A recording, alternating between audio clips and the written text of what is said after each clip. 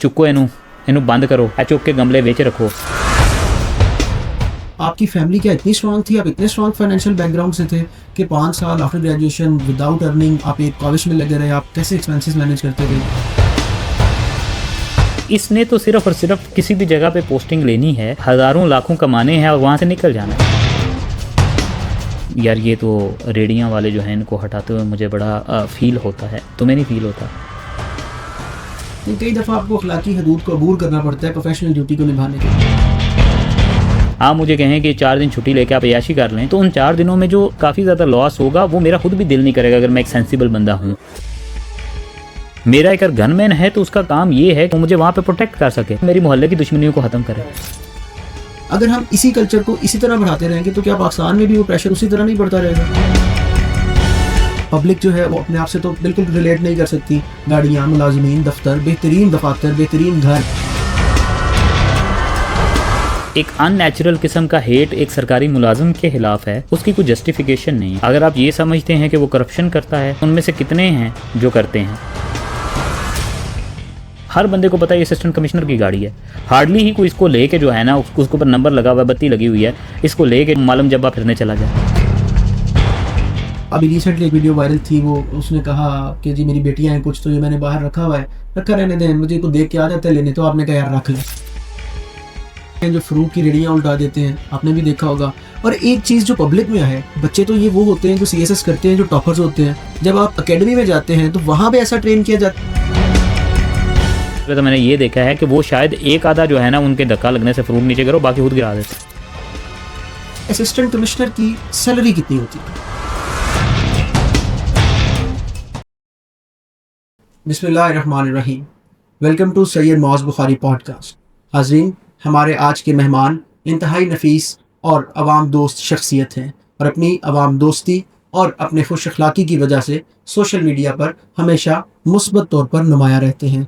मेरे आज के मेहमान हैं जनाब अदनान बशीर वड़ाइच साहब, असिस्टेंट कमिश्नर समड़ियाल। सर कैसे हैं आप? बहुत शुक्रिया ji, thank you so much. Adnan भाई, सबसे पहले हमें ये बताइएगा कि आपने किस तरह से CSS के जर्नी को कंटिन्यू किया।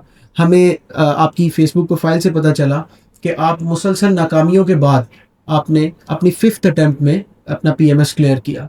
अपने एजुकेशनल बैकग्राउंड और जर्नी ऑफ CSS पर थोड़ा गाइड कीजिएगा। जी, thank you so much for having me here. CSS की जर्नी जो है कंपेटिटिव एग्ज़ाम्स की, वो आपको पता है, जो लोग जानना चाहते हैं उसमें CSS और PMS यूजुअली लोग इन 2 एग्ज़ाम्स के लिए जाते हैं। और CSS की आपके पास 3 अटैम्प्ट्स होती हैं, जबकि PMS की आपके पास भी 3 अटैम्प्ट्स होती हैं। सो मैंने जो है वो CSS की 2 अटैम्प्ट्स ली थी और PMS की 3rd अटैम्प्ट में मेरी एलोकेशन हुई थी। ठीक है अदनान भाई, थोड़ा सा ये गाइड कीजिएगा, वो कौन सा लम्हा था व्हेन यू डिसाइडेड कि अब मुझे CSS करना है, मुझे ऑफिसर बनना है?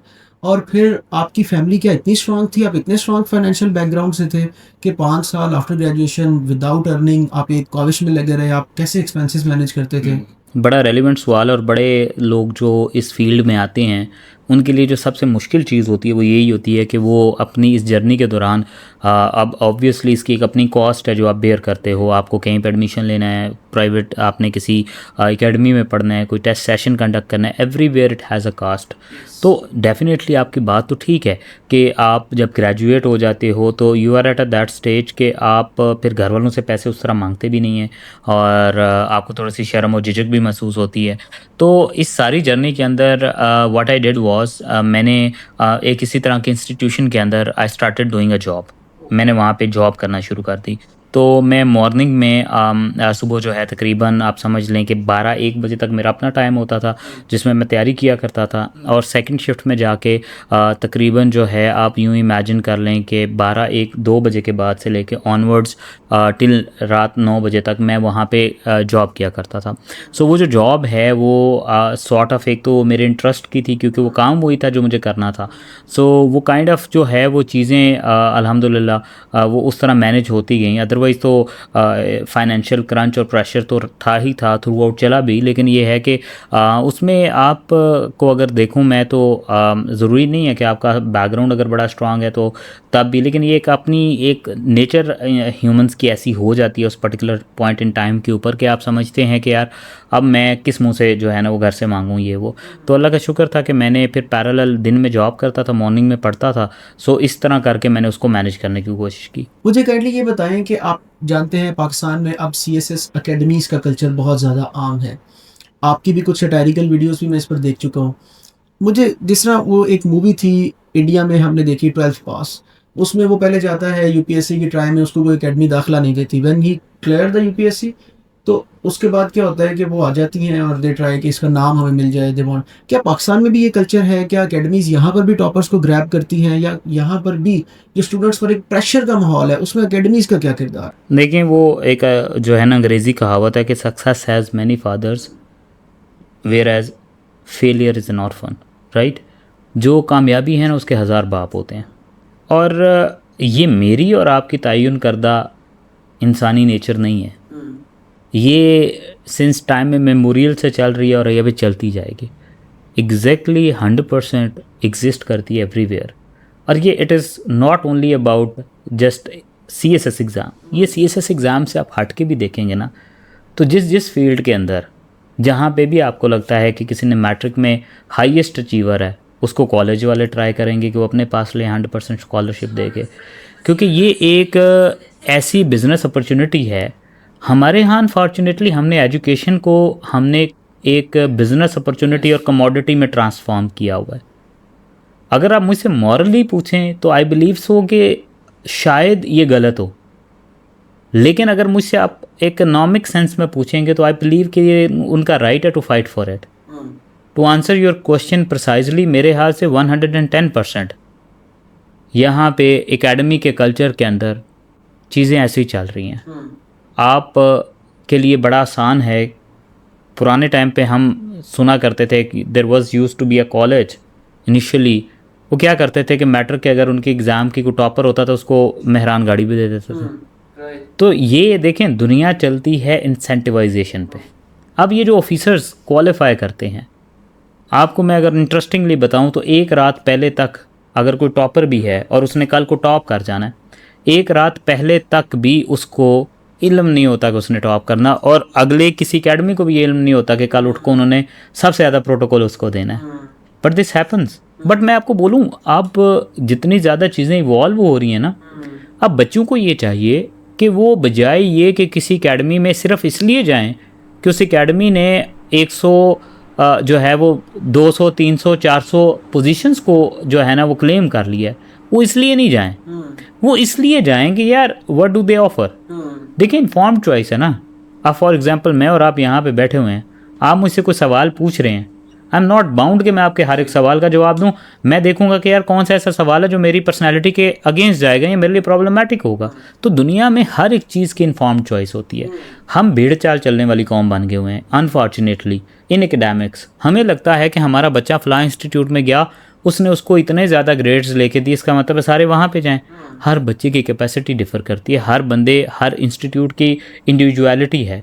तो हम 100% इसका शिकार है, लेकिन बच्चों को आई थिंक वाइजली इसमें चूज़ करना चाहिए कि उन्हें कहाँ जाके पढ़ना। लेकिन सर जैसे हम हिंदुस्तान में देखते हैं, इसका प्रेशर पाकिस्तान की तालीमी निज़ाम से हिंदुस्तान में बहुत ज़्यादा है, और हम देखते हैं कि वहाँ पे सुसाइड्स बहुत ज़्यादा होती हैं। अगर हम इसी कल्चर को इसी तरह बढ़ाते रहेंगे तो क्या पाकिस्तान में भी वो प्रेशर उसी तरह नहीं बढ़ता रहेगा? देखें मेरे हाथ से अवेयरनेस जो है किसी भी नेशन, किसी भी जनरेशन को देना जो है ना, वो आई थिंक प्राइम रिस्पॉन्सिबिलिटी है उनके पेरेंट्स की। आप एजुकेशन सिस्टम को ब्लेम तो कर सकते हैं, but I think your first educational institute is your home. अगर आप समझते हैं कि लोगों को दुनियावी तालीम जो है वो एक स्पेसिफिक सर्टन स्कूल ने देनी है, whereas the moral teachings haven't been done at the home, तो फिर आप किसी किस्म के भी आप प्रेशर या उस चीज़ को वेलकम ना करें। देखिए ह्यूमन कॉन्शियसनेस जो है ना, हमारा जो शऊर है, इसको अल्लाह ताला ने बहुत ऐसे तरीके से फ्रेम किया हुआ है। शऊर जो है इसका कोई डायरेक्ट ताल्लुक हाँ ज़रूर है एजुकेशन के साथ, बट सोली एजुकेशन के साथ नहीं है। मैंने बहुत पढ़े लिखे लोग भी जाहिल देखे हैं। और मैंने बहुत अनपढ़ लोग भी बहुत सियाने देखे हैं, ठीक है। सो शाऊर का तल्लक जो है वो आप के अपब्रिंगिंग के साथ है। तो मैं तो हमेशा जहाँ पे भी बोलता हूँ, मैं हमेशा लोगों से एक ही चीज़ की रिक्वेस्ट करता हूँ कि आप कोशिश ये करें कि आप अच्छे पेरेंट्स बने, आप कोशिश ये करें कि आप एक अच्छी माँ बने, एक अच्छा भाई बने, एक अच्छी बहन बने। और जब आप ये वाले की इंडिकेटर्स या टिक्स को पूरा कर लेंगे ना, आप इमेजिन करें कि हमारी चीज़ें जो ना, चैरिटी बिगन्स एट होम। आप अगर देखें तो मैं हमेशा एग्जांपल देता हूँ, if you take this cleanliness, I mean हमारे घरों के अंदर भी आज तक इट्स वेरी रेयर कि सिखाया गया हो कि आपने जो है ना, ये शॉपर इधर नहीं फेंकना, इधर फेंकना है, आपने ये डस्टबिन में ये चीज़ करनी है, आप बाहर से आए आप अपना इस तरह करके बाकायदगी पर, रादर दैन अ रिचुअल के जी हाथ पाँव धो लो, इसके अलावा what and why the people in Japan even like at the age of 4 years they are very keen cleaner. क्यों होते हैं? तो दरसगाह जो है वो आपकी माँ की गोद है, आपके बाप की तरबियत है, rather than the institutions that you believe. I think अगर वेस्टर्न कल्चर को देखें आप, तो वेस्टर्न कल्चर के अंदर आप ये चीज़ ज़रूर देखेंगे कि वो जो मोरालिटी के लेसन्स हैं वो सबसे ज़्यादा उनकी लोकेलिटी में सिखाए जाते हैं rather than in school teachings. तो आई बिलीव कि हमसे बेहतर इस्लामिक पर्सपेक्टिव किसके पास हो सकता है, हमसे बेहतर दीन किसका है, हमसे बेहतर जो है रहनुमाई किसके पास है। तो हमें हमारे घरों के अंदर ये चीज़ें इंप्लीमेंट करने की ज़रूरत है। तो आई थिंक फिर चीज़ें खुद बहुत ट्रांसफॉर्म हो जाएंगी। ठीक है अदनान साहब, आपने CSS कर लिया और फिर आप एज असिस्टेंट कमिश्नर तैनात हो गए। सबसे पहले ये बताइएगा असिस्टेंट कमिश्नर के रोल्स क्या हैं? देखें जी, 2 तरह के रोल्स प्राइमरीली असिस्टेंट कमिश्नर ने फुलफ़िल करने होते हैं। अगर मैं समझूं तो सबसे बड़ी चीज़ होती है, एक स्टेट का ये नुमाइंदा होता है किसी भी तहसील के अंदर। ठीक है। उस तहसील के अंदर जो स्टेट ने डायरेक्शन देनी है उस डायरेक्शन को इसने इम्प्लीमेंट करना है। दूसरा रोल ये है कि in return of his posting वो जो उसके ऊपर कुछ आयद रिस्पॉन्सिबिलिटीज़ होती हैं, जैसा कि वहाँ पे ज़राई टैक्स को इकट्ठा करना, वहाँ पे लोकल जो आपकी प्राइस इन्फ्लेशन है, जो वहाँ पे कीमतों का जो तयन तजावज़ स्टॉक कर लेते हैं, ज़हीरा अंदोज़ी होती है, महंगे दामों अशिया को बेचते हैं, ये वो प्राइमरी रिस्पॉन्सिबिलिटीज़ होती हैं अगर मैं सरफस के ऊपर बात करूं, जो उसको फुलफ़िल करनी होती हैं। लेकिन आई बिलीव सो कि ये वो सिर्फ़ ये रिस्पॉन्सिबिलिटीज़ नहीं है जो इसके ज़िम्मे हैं। मेरे ख्याल से उस मुआशरे के अंदर मुस्बत तरीके से लोगों की रहनुमाई करना और उस सब से बढ़कर उस इलाके के लिए कुछ चेंज करना, उस इलाके के लिए कुछ डिलीवर करना, ये आई बिलीव के देखें, आप जब एक असिस्टेंट कमिश्नर के ओहदे पे फायज होते हैं तो आपको कन्वेंशनली प्रोटोकॉल अननेचुरली लोगों की तरफ से मिल रहा होता है। मैं हमेशा कहता हूँ कि आप उसको चैनलाइज पॉजिटिव तरीके से कर लें, आप माशरे की बेहतरी में, माशरे की इस्लाह में उसको ले जाएं। तो आई थिंक अगर मैं बुकिश किस्म के एक असिस्टेंट कमिश्नर की डेफिनेशन दूं तो वो बड़ी रिजिड किस्म की है। वो it only deals with the law and implementation. But obviously जब आप एक इलाके में पोस्टेड होते हो तो आपकी रिस्पॉन्सिबिलिटीज़ उससे कहीं ज़्यादा हैं, जो कि आपको और आपके जो बीइंग अ कमांडिंग पोजीशन पे मेरे हाल से आपको सर अंजाम देनी चाहिए। वो बहुत तरह की हो सकती हैं, वो मुआशरे की ओवरऑल बेहतरी के लिए, डेवलपमेंट के लिए, अवेयरनेस के लिए, हर तरह के काम के अंदर आ सकती हैं। बिल्कुल ठीक है। अदनान साहब ये बताइएगा कि आपकी तहसील की अभी तकरीबन आबादी क्या है?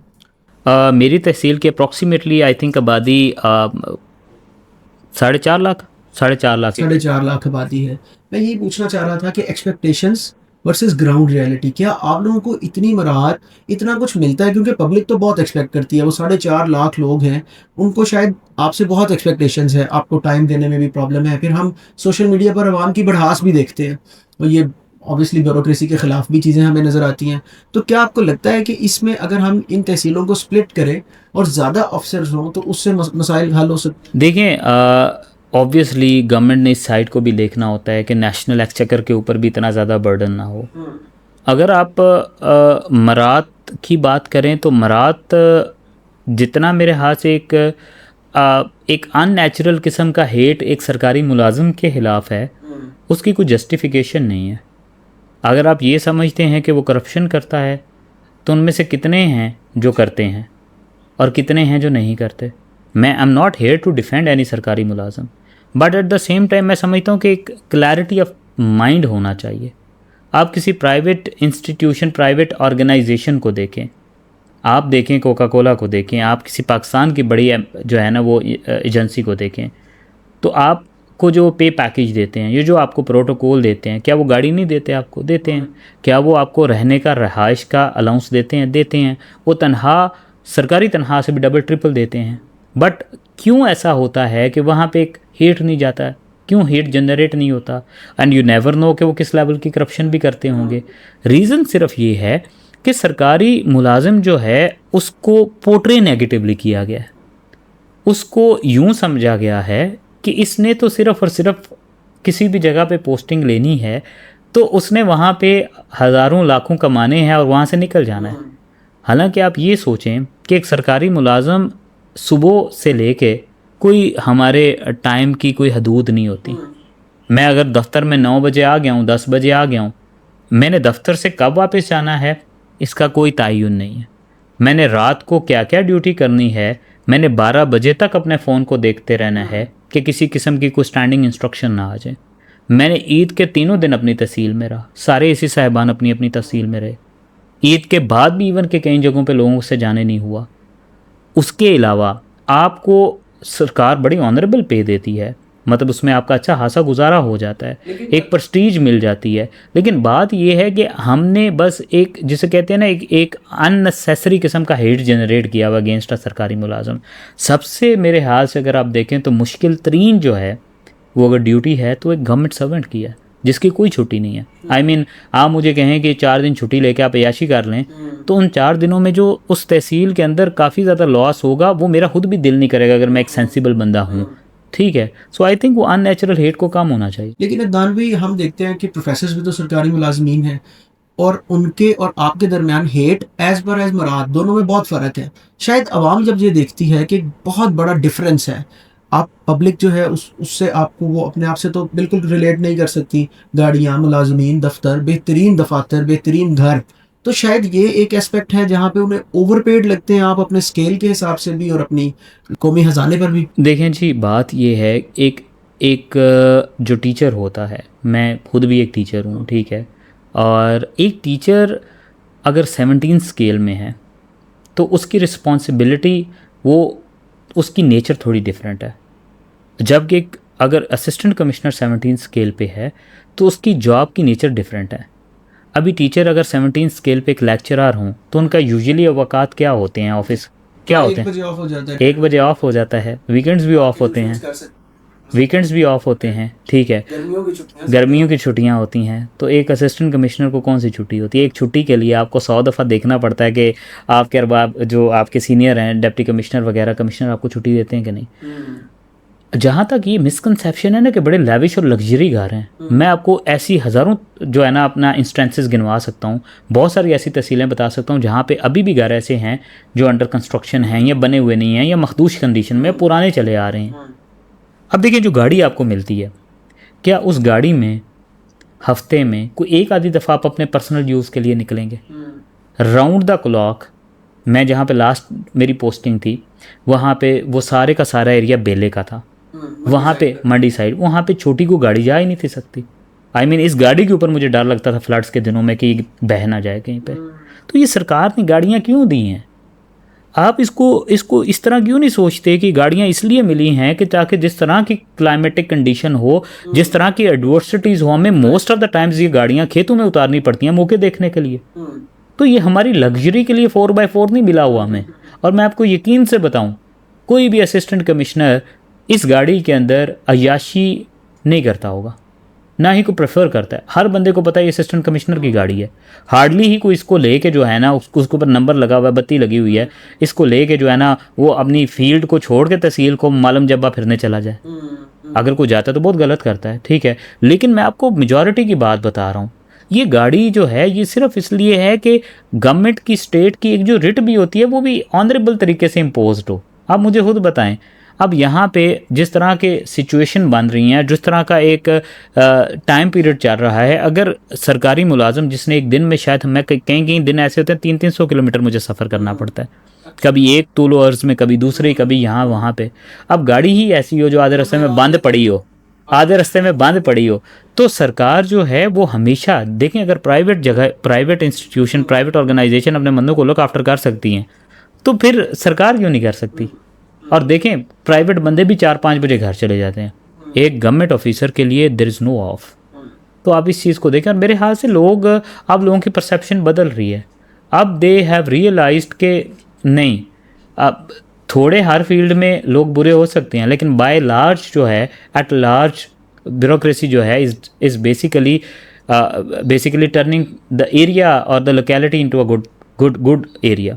राइट, बिल्कुल ठीक है। अच्छा, थोड़ा सा अगर आप बताना चाहें कन्वीनियंटली, तो ये ज़रूर बताइएगा असिस्टेंट कमिश्नर की सैलरी कितनी होती है? एक असिस्टेंट कमिश्नर की सैलरी जो है वो तकरीबन 1,60,000 से लेके 1,70,000 के करीब में होती है। डिपेंड करता है कि आप कौन से ईयर ऑफ सर्विस में हो, और जो है ना ग्रेजुअली लाइक एक ज्वाइन करते भी आप पहली ऐसी शिप भी हो सकती है, और the year of passage of time थोड़ी इंक्रीमेंट होता है, बट ये समवट नियर दिस। ये आप होम टेक बता रहे हैं बेसिक सैलरी? ये होम टेक है। होम टेक बता रहे हैं? हाँ, अच्छा, तो अब मुझे बताएं। तो यही तो मैं आपको कह रहा हूँ, ठीक है। तो हम समझते हैं कि एक असिस्टेंट कमिश्नर जो है या एक डिप्टी कमिश्नर जो है वो by the end of the month जो है वो शायद उसको एक बैंक की गाड़ी की ज़रूरत पड़ती है ताकि वो लेकर जाए, ठीक है। एक जो ईमानदार अफसर है और जो हक हलाल से खाता और कमाता है, ठीक है, जो कि मेजॉरिटी ऐसे ही करते हैं, उनके लिए अपने day to day affair meet करना बहुत मुश्किल हो जाता है। और उसमें ये जो गवर्नमेंट की तरफ से ज़रूर घर की आसाइश होती है, गाड़ी होती है, ड्राइवर होता है, गनमैन होता है। ये ड्राइवर, ये गनमैन, ये मेरी पर्सनल कमोडिटी तो नहीं है। यहाँ तो यूँ हो कि मैं एक स्टेशन से पोस्ट हुआ, मैं सारों को साथ ले जाऊँ। देखिए, वो अपनी अपनी जॉब कर रहे हैं सारे। मेरा अगर ड्राइवर है तो उसकी जॉब उस गाड़ी के साथ है, मेरे साथ नहीं है। मेरा अगर गनमैन है तो उसका काम ये है कि दफातरी अमूर के अंदर मुझे कोई चैलेंज पेश आए तो वो मुझे वहाँ पे प्रोटेक्ट कर सके, ना कि वो मेरी मोहल्ले की दुश्मनियों को ख़त्म करे, ना कि वो मेरे गांव के मसाइल को आके हल करे। हर बंदा अपनी अपनी डेजिग्नेटेड ड्यूटी पे है, जिसको हमने क्यूमुलेटिवली ये समझ लिया कि ये तो पुरताइश किस्म की ज़िंदगी गुजार रहे हैं। और एक असिस्टेंट कमिश्नर चाकू चुबंद दस्ते सलामी देते हैं, ठीक है, महाराजा की आमद होती है, गाड़ी में बैठते हैं, एसियों वाली गाड़ी में, ये वो आगे भी कुछ ऐसा नहीं है। In reality they are working इतना ज़्यादा day and night that there. आप मुझे बताएं, हाँ, आप में से हार्डली जितने भी सुन रहे होंगे, कितने लोग हैं जो ईद पे, जिनने ईद के तीनों दिन बाहर रहे हैं? वेरी रेयर ना। तो ये चीज़ें क्यों नहीं डिस्कस करते यार? This is something that needs to be highlighted. Sacrifices होते हैं, ये इंस्टीट्यूशन, आर्मी होगी, हम लोग हो गए, लॉ एंड ऑर्डर हो गया, ये मजबूरियाँ होती हैं इनकी। कोई ऐसा नहीं है कि आप समझें कि जी जो है ना दूध और जो है ना वो शहद की नहरें जो हैं वो बह रही हैं एसी हाउस में, तो ऐसा कुछ नहीं होता। आप असिस्टेंट कमिश्नर मंडी बहाउद्दीन रहे। आप जब मंडी बहाउद्दीन से आपका ट्रांसफ़र हुआ तो आपने फेसबुक पोस्ट की कि मैं मंडी विच, मंडी मैं विच, या शायद आप उस डायलेक्ट में किया होगा। तो मंडी से बहुत मोहब्बत हो गई थी, वहाँ के लोगों के साथ आपके इंटरव्यूज़ में मैं देखता हूँ, लोगों का प्यार देखता हूँ। मंडी से अपनी मोहब्बत, उसके बारे में बताएं। देखें जी, बात ये है कि जिसको कहते हैं कि अगर आप जिस जगह पे हैं और अगर आपने वहाँ पे होने का हक अदा किया है, और उस हक में मेरे हाथ से ये चीज़ ज़रूर शामिल है कि आपको उस मिट्टी से प्यार भी होना चाहिए, ठीक है। तो ये तो बड़ी नेचुरल सी बात है। मैं जहाँ पे भी पोस्ट होता हूँ, I don't consider that place as my posting station. मैं उसको अपना घर समझता हूँ। मैं इसलिए हमेशा उसको मेरा शहर कहता हूँ, क्योंकि वो ये मेरी जिम्मेदारी है। उस शहर के अंदर मैं जितनी बेहतरी ला सकूँ, हम नहीं ला सकते, हम नहीं ला पाते। बहुत वसी किस्म के इंतज़ामात होते हैं, उसके अंदर बहुत सारी डेफिशिएंसीज भी होती हैं, बहुत सारी कमियां कोताहियां हमारे अंदर मौजूद होती हैं। आई थिंक कभी कभी मैं सोचता हूँ कि इससे भी ज़्यादा शायद अगर मैं काम करूँ तो चीज़ें और बेहतर हो सकती हैं, लेकिन बीच में आराम भी आड़े आ जाता है, ठीक है। तो 100 टाइम ऐसी चीज़ें होती हैं कि जो आप सोचते हो आप कर नहीं पाते। तो मैं समझता हूँ इस सब के बावजूद भी अगर आप अपनी ड्यूटी आवर्स में भी प्रोफेशनल होकर काम करें ना, तो लोग आपको देखें, लोग किस इंसान को पसंद करते हैं और प्यार करते हैं? जो अपने काम के साथ पसंद करता है, उसको प्यार करता है। दुनिया में हमेशा तारीफ़ उसी इंसान की है जिस बंदे ने अपनी जो है ना वो मेहनत के साथ काम किया है। मैं हमेशा कहता हूँ दो डिफरेंट चीज़ें हैं। एक मेहनत होती है, ठीक है, उसका आपको हमेशा फल मिलता है, ठीक है। एक होती है आपकी नीयत जिसका आपको अजर मिलता है, ठीक है। तो मेरी मेहनत में मेरी नीयत ज़रूर शामिल होती है, ठीक है। तो मैं हमेशा जो है ना, I can not even would say कि मैं ऑब्वियसली मैं तो कभी भी नहीं भूलूंगा मंडी बहाउद्दीन को। उसकी रीज़न ये है कि जिस जगह ने आपको इज़्ज़त दी होती है ना, जिस घर में हमारी नेचुरल नॉर्मल रूटीन के अंदर जो घर हमें इज़्ज़त देता है, हम उस घर को नहीं भूलते। जो बंदा हमें इज़्ज़त देता है हम उस बंदे को नहीं भूलते। तो जो शहर आपको इज़्ज़त दे तो आप क्यों उसको भूलेंगे?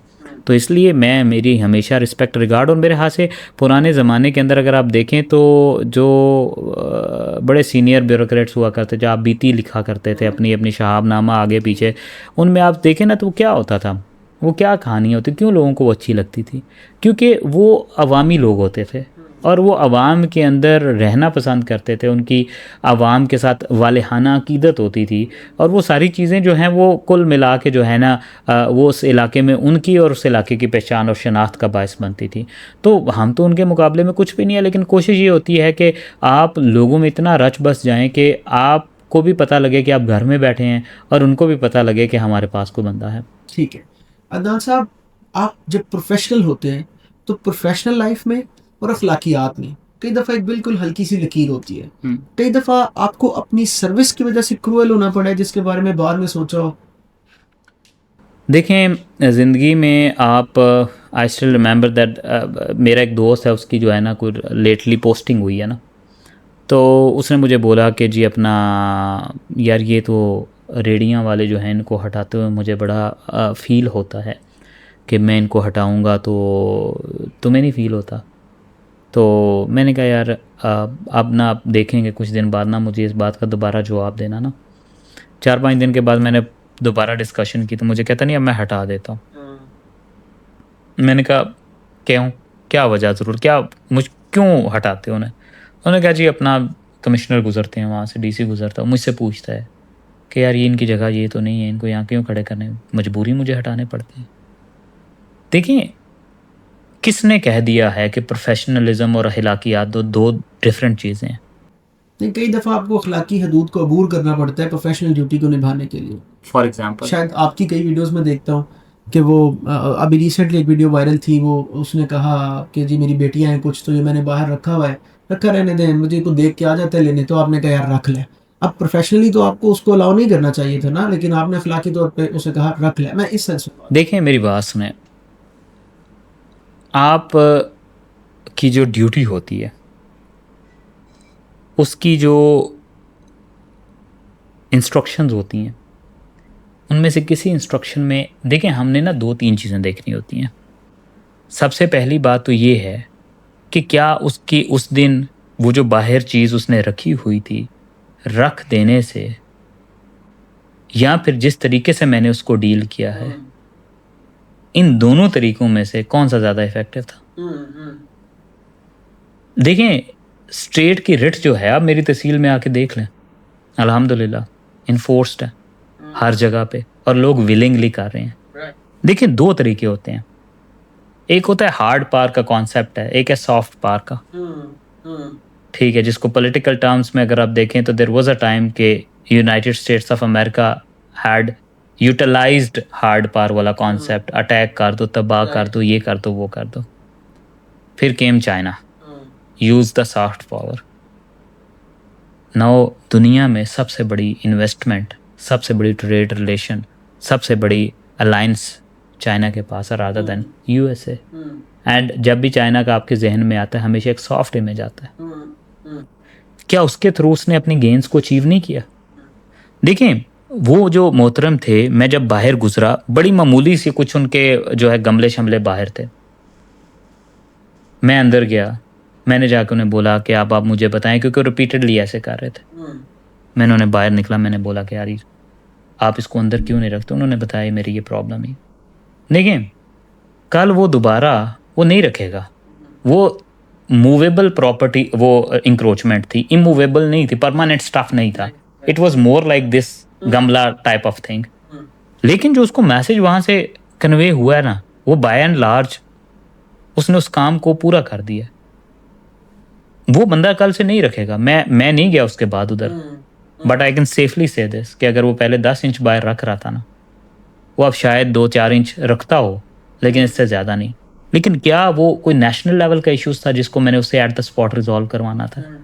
मैं सोचता हूँ कि मेरा जो एक्शन है उसमें सबसे बड़ी चीज़ होनी चाहिए कि गवर्नमेंट का वो रोल जिसको हम पेरेंटल रोल कहते हैं वो इम्पोज हो। पेरेंटल रोल क्या होता है? पेरेंटल रोल ये होता है कि जो एक जिसको कहते हैं ना, हुकूमत जो है वो माँ की जैसी होनी चाहिए। अगर मैं वहाँ पे उसका नुमाइंदा हूँ और मैं वहाँ पे जाता और जाके कहता जी चुको इनू बंद करो, ठीक है, ए चुक के गमले बेच रखो, वो गमले जाते कमेटी वाले उठा के उधर से निकलने, पता नहीं मुझे भी मिलते या ना मिलते, उस बंदे का नुकसान होता है, दुकान बंद होती, नुकसान होता। लेकिन उससे जो मेरी डिस्कशन हुई है, आई होप सो अगर वो जेन्युइन हुआ तो उसको दोबारा नहीं करेगा और नहीं करते। मेरा ये आज का वतीरा नहीं है, वो तो और बात है कि वो उधर से वीडियो बन जाती है और वो चली जाती है। मेरा हमेशा कोशिश ये रही है कि मैं जहाँ पे भी पोस्ट हूँ मैंने इहलाकियात के दामन को नहीं छोड़ना। लेकिन हमने ऐसे ऑफिसर्स भी देखे हैं जो फ्रूट की रेडियां उल्टा देते हैं, आपने भी देखा होगा। और एक चीज़ जो पब्लिक में है कि यार बच्चे तो ये वो होते हैं जो सीएसएस करते हैं, जो टॉपर्स होते हैं, जो अपनी सोसाइटी में क्रीम होते हैं, सबसे ज़हीन दिमाग होते हैं, लेकिन इन्हें शायद जब आप एकेडमी में जाते हैं तो वहाँ पे ऐसा ट्रेन किया जाता है, इनमें अफसरशाही को इंडल्ज किया जाता है। आप ये चीज़ क्यों नहीं सोचते? अब मुझे एक चीज़ बताएं, होता क्या है कि मैं अगर एक रेडी वाले के पास से गुजरा हूँ, संबड़ियाल के ऊपर मोड़ के ऊपर उसकी रेडी लगी है, मैं जाकर उसको 10 दफ़ा भी बोलूँगा ना, उसने बाज नहीं आना। आप लोग ये क्यों नहीं सोचते कि जिनके फ्रूट वगैरह वो उल्टा देते हैं या जिनके वो गिराते हैं वो बंदे गवर्नमेंट किसी ऑफिसर को ये शौक़ नहीं है, किसी शाऊर रखने वाले इंसान को ये शौक़ नहीं है कि वो जाके रेडियाँ उल्टा दे। नहीं उल्टाते। ऑफिसर्स के भी दिल और दिमाग तो हैं। होता क्या है, अब आप उसको कहेंगे कि इसको पीछे कर ले, आप आगे जाएंगे फिर वापस ले आएगा, फिर आप घूम के आएंगे फिर वापस ले आएगा। देखें, हमने गवर्नमेंट की रेट को इंश्योर करना है। अगर गवर्नमेंट ऑफ पंजाब की डायरेक्शन ये है कि रेडी बाज़ार जो बने उनके अंदर रेडियाँ रहें, हम इनको रेडी बाज़ार बना के दिया, मैंने पूरे का पूरा हाल ही पड़ा, ये बाहर बैठे रहते हैं, उसी के सामने बाहर बैठे रहें। मुझे बताएं, इस तरह की जो सिचुएशन होती है, इस सारी सिचुएशन के अंदर फिर यूजुअली ऑफिसर्स कभी भी ये नहीं करते। नीचे स्टाफ को जब ये डर पड़ता है कि ऑफिसर आएगा, चक्कर लगाएगा, फिर ये काम होगा, और वो लोग बाज नहीं आते। और अब मैं आपको बताऊं, मेजॉरिटी ऑफ टाइम्स ये होता है, मैंने खुद ऑब्जर्व किया है। मेरा तरीक़ाकार ये है कि मैं फिर भी नुकसान नहीं करना चाहता किसी का, ना मैं करता हूँ, लेकिन मैं तरले कर छाक जाता हूँ कि यार इसको पीछे करो, कर जाते हैं, कर लेते हैं, लेकिन उनको इंश्योर करवाना होता है कि तुम पीछे नहीं करोगे तो मैं यहाँ से नहीं जाऊँगा। अब हर किसी का टेम्परामेंट तो ऐसा नहीं है। अब वो लोग गुजरते हैं, फॉर इंस्टेंस वहाँ से किसी जो है वो अपना इंस्पेक्शन टीम ने गुजरना है, और जिसका की एजेंडा ये है कि removal of Reddy's on illegal stops, और उधर जनाब जो है ना वो रेडी लेके खड़े हुए हैं, और फिर आप क्या करेंगे? आप खुद बताएं मुझे। तो बेचारा किसी का टेम्परामेंट लूज़ कर जाते हैं, लेकिन वो भी नहीं करना चाहिए, क्योंकि गवर्नमेंट की तरफ से टेम्परामेंट लूज़ करने की इंस्ट्रक्शंस तो नहीं होती। लेकिन बात ये है कि जब आप एक बंदे को 10 दफ़ा कह रहे हैं, 10 दफ़ा कहने के बावजूद भी वो नहीं कर रहा, तो कब करेगा? और अब कई इंस्टेंसेस पे तो मैंने ये देखा है कि वो शायद एक आधा जो है ना उनके धक्का लगने से फ्रूट नीचे गिरो, बाकी खुद गिरा देते हैं। अभी वीडियो बन रही होती है, वो खुद गिरा देते हैं कि ये बड़ा हुआ है सारा, ठीक है, तुम इसको इस तरह मैं हाईलाइट करता हूँ। गवर्नमेंट के बंदे ऑनेस्टली वो आपके मुखालिफ नहीं है। वो अगर एक शहर में अपना घर बार छोड़ कर आके बैठ के काम कर रहे हैं तो वो सिर्फ और सिर्फ इसलिए वो सिर्फ इसलिए कर रहे हैं कि चीज़ों को अच्छा कर सकें। ठीक है। अच्छा अदनान साहब, हम देखते हैं आप सोशल मीडिया पर बहुत एक्टिव हैं। मुझे ये बताएं, आप बहुत खुश अखलाक हैं, अवाम दोस्त हैं, तो क्या ये कैमरा ऑन होने के बाद रहता है, या जब आप वैसे भी रहते हैं, आप नहीं पब्लिक डीलिंग करते हैं, तब भी आप ऐसे ही हैं? देखिए, दो चीज़ें इसमें। With the growing age of information, I think आपका कोई एक ऐसा एक्ट जो कि एट लार्ज चीज़ों को, मुआशरे को, सोच को, पर्सपेक्टिव को चेंज कर रहा है ना, तो आई थिंक वो सदका जारिया वो होना चाहिए। दूसरी बात ये है कि मैं तो नहीं कहूँगा कि अपने मुंह से कि मैं ऐसा ही हूँ, ठीक है। ये इंडोर्समेंट आपको जिन लोगों का मेरे से ऑफ कैमरा भी ताल्लुक़ है और ऑन कैमरा भी, मैं आपको मज़े की बात बताऊँ, मेरा कोई अपना चैनल तो है नहीं है। मतलब इट्स नॉट लाइक दिस कि मेरा कोई अपना टिकटॉक का अकाउंट है या कोई ऐसा है, या मैं पर्सनल गेन के लिए ये वो। इवन के जो ऑफिशियल हैं वो ये बैठे हुए हैं टीम, ये जो अपनी तहसील की होती है, मेरे मोबाइल में तो लॉग्ड इन भी नहीं है। मुझे तो कोई बेचता है कोई चीज़ तो मैं देख लेता हूँ, मुझे तो पता भी नहीं होता। ठीक है, हाँ ये ज़रूर है, मुझे अच्छा लगता है कि लोगों को ये चीज़ अच्छी लग रही है और ये नैरेटिव बदल रहा है कि सरकारी अफसर जो है वो जिन और बला नहीं है, वो आप में से ही है, वो आपसे प्यार करने वाला है, वो आपकी खिदमत करने वाला है। मुझे अच्छा लगता है ये, और मैंने कभी ये बनाई भी नहीं है खुद। ठीक है, हाँ ज़रूर इसमें अवेयरनेस देना हमारा मकसद होता है। देखिए मैं जब भी इंक्रोचमेंट पे निकलता हूँ, अब बहुत सारे लोगों को ये पता ही नहीं होता। रात को हम लोग टाइमिंग क्लोज करवाने के लिए निकलते हैं, बहुत सारे लोगों को पता ही नहीं होता। एक वीडियो आजकल चूँकि सोशल एज है, वो उधर से उनको समझ आ जाती है कि अच्छा अब आजकल ये सिस्टम चल रहा है, इतने बजे दुकान बंद होनी है, ये बाहर इंक्रोचमेंट नहीं करनी, इतने की इजाज़त है, इतनी नहीं करनी, तो उस अवेयरनेस में आता है। बाकी मैं खुद से तो कभी भी नहीं कहूँगा ना मैं इतना अच्छा हूँ, ना मैं समझता हूँ कि जो है वो अच्छा अच्छा इंसान क्या होता है। वैसे आपको क्या लगता है कौन अच्छा होता है?